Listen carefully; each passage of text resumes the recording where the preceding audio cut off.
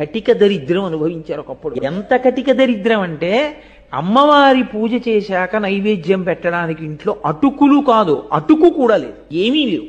ఒకరి దగ్గరికి వెళ్ళి ఆయన చెయ్యి చాపేవారు కాదు. అందుకని ఆయన మంచినీళ్లు తెచ్చి అక్కడ పెట్టి మంచినీళ్లు నైవేద్యం చేసేవారు అమ్మవారికి. అదే ఆయన తాగేవారు. కాబట్టి మంచినీళ్లు నైవేద్యం పెట్టేవారు.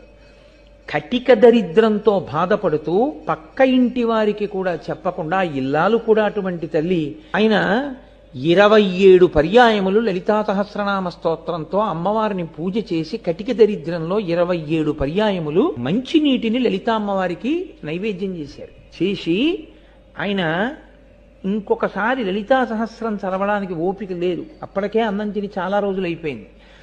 లలితా సహస్రం చదవబోయి మాగన్ను పడిపోయింది, స్పృహ తప్పిపోతూ ఇంకా నోటి వెంట పలుకు పలకలేక, అప్పుడు కూడా గురువుగారి మాట మీదే నమ్మకం, గురువుగారు నాకు